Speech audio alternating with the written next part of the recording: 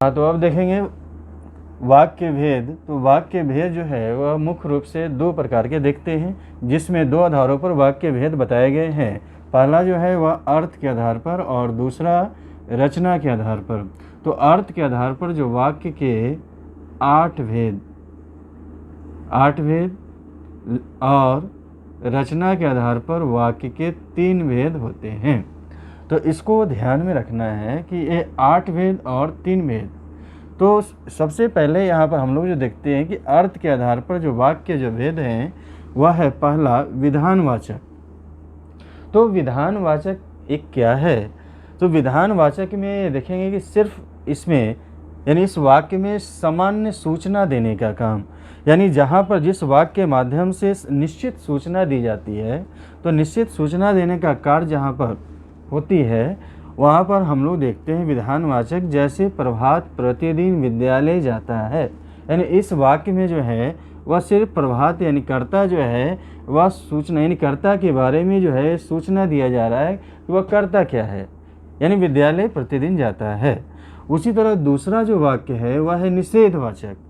तो निषेध का मतलब होता ही है, आप समझते हैं कि निषेध यानी नकारात्मक, यानी जिस काम से यानी जिस वाक्य से काम नहीं होने का बोध हो, तो जिस वाक्य से काम नहीं होने का बोध हो वह निषेधवाचक कहलाता है। जैसे प्रभात प्रतिदिन विद्यालय नहीं जाता है। अब यह नहीं की भावना यानी निषेध की भावना, तो जहाँ पर निषेध की भावना हो, नहीं करने की भावना प्रकट हो, वहाँ पर जो है वह निषेधवाचक है। वहीं तीसरा जो है वह प्रश्नवाचक, जहाँ पर प्रश्न यानी कौन, प्रश्न जो है जिसमें कौन कैसे क्या आदि से लगाकर जो प्रश्न करते हैं वाक्यों के माध्यम से, तो वहाँ पर जो है वह प्रश्नवाचक। जैसे प्रभात प्रतिदिन विद्यालय कैसे जाता है, तो कैसे जाता है यानी उसकी कारण पूछ रहे हैं, कैसे जाता है यानी किस माध्यम से जाता है, किस प्रकार से जाता है। तो जहाँ पर प्रश्न किया जा रहा है तो वहाँ पर जो है आप समझेंगे कि यह जो है पूरी तरह से जो है वह प्रश्नवाचक वाक्य है। वहीं चौथा जो है आज्ञावाचक। आज्ञा यानी ऑर्डर, इंग्लिश में जिसको ऑर्डर कहते हैं, आज्ञा देना।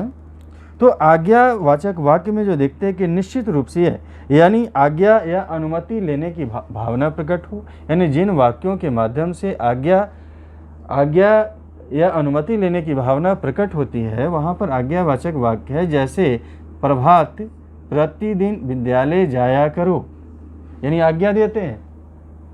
तो जहाँ पर आज्ञा दिया जा रहा है, ऑर्डर दिया जा रहा है कि प्रभात प्रतिदिन विद्यालय जाया करो, तो जाया करो यहाँ पर आज्ञा दे रहे हैं। जहाँ पर देखिए तो इस तरह यहाँ पर चौथे वाक्य में जो है वह आज्ञा यानी जहाँ जिस वाक्य में आज्ञा देने का भाव जो प्रकट हो, वहाँ पर ये समझ लेना है कि आज्ञा दिया जा रहा है, अर्थात जाया करो, ये करो। तो जहाँ पर आज्ञा देते हैं उसी प्रकार इच्छावाचक वाक्य।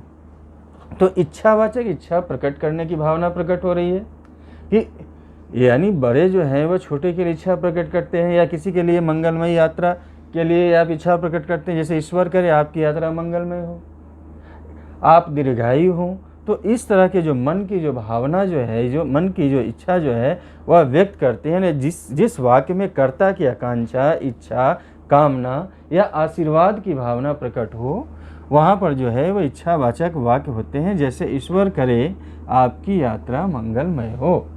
तो इस तरह हम लोग देखें कि इच्छावाचक वाक्य में हमेशा अपनी भावना यानी अपनी इच्छा आशीर्वाद के रूप में, अपनी इच्छा आकांक्षा के रूप में इस तरह प्रकट करते हैं। छठे जो वाक्य है जिसमें विस्मयादि बोधक, विस्मयादि बोधक में जहाँ पर आश्चर्य की भावना प्रकट हो, विस्मय की भावना, शोक की भावना प्रकट हो। जैसे अरे कितनी सुंदर घड़ी तुमने, अरे यहाँ पर जो है वह आश्चर्य की भावना, कितनी सुंदर घड़ी तुमने उपहार में दी।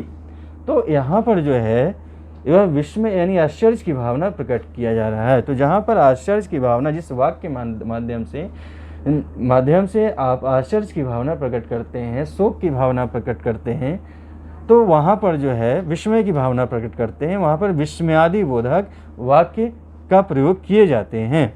वहीं सातवां जो है वह संदेहवाचक।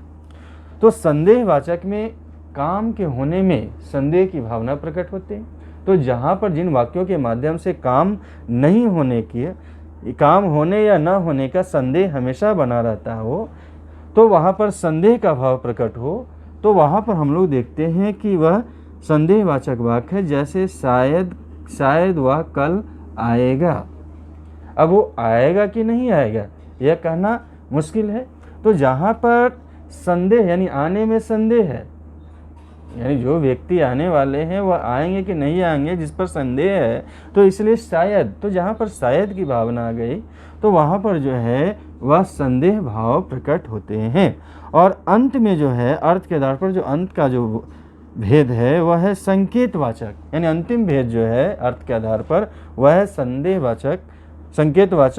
संकेतवाचक में जो है एक वाक्य जो है वह दूसरे वाक्य पर निर्भर होते हैं, यानी एक काम होने पर ही दूसरा काम निर्भर होता हो।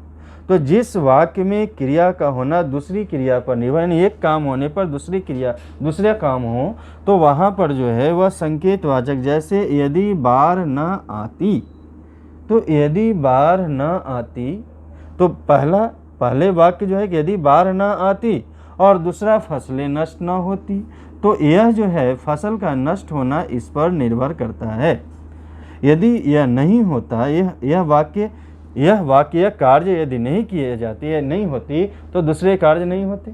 तो यहाँ पर जो है यदि बाढ़ ना आती तो फसलें नष्ट ना होती। तो इस तरह जो है हम लोग जो देखते हैं कि संकेतवाचक वाक्य में कि एक वाक्य जो है हमेशा दूसरे वाक्यों पर निर्भर रहते हैं। और इस तरह वाक्य के यानी अर्थ के आधार पर जो वाक्य भेद हम लोग देखे, इसको ध्यान में रखना है। और वाक्य का रूपांतरण, और अक्सर जो इससे प्रश्न जो पूछे जाते हैं कि वाक्य रूपांतरण यानी विधानवाचक से निषेधवाचक, निषेधवाचक से प्रश्नवाचक। जैसे विधानवाचक में देखें कि प्रभात प्रतिदिन विद्यालय जाता है, तो उसी को निषेधवाचक में यदि वाक्य रूपांतरण करना है, वाक्य रूपांतरण यहाँ पर देख लेंगे, कई बार ये प्रश्न आते हैं। तो वाक्य रूपांतरण जो है, वाक्य रूपांतरण में जैसे विधानवाचक में है कि प्रभात प्रतिदिन विद्यालय जाता है, तो उसको निषेधवाचक में यदि बदलते हैं तो निषेधवाचक यहाँ पर आगे, तो यहाँ पर निषेधवाचक में प्रभात प्रतिदिन विद्यालय नहीं जाता, यानी नहीं लगा दिए। लेकिन उसी विधानवाचक यदि प्रश्नवाचक में बदलना है या बदल दिए तो प्रभात प्रतिदिन विद्यालय कैसे जाता है। और फिर यदि उसको यदि आज्ञावाचक में बदलना है तो प्रभात प्रतिदिन विद्यालय जाया करो। तो इस तरह जो है वाक्य रूपांतरण जो किए जाते हैं, और वाक्य रूपांतरण से जो प्रश्न पूछे जाते हैं उसको ध्यान में रखकर प्रश्न को बनाएंगे।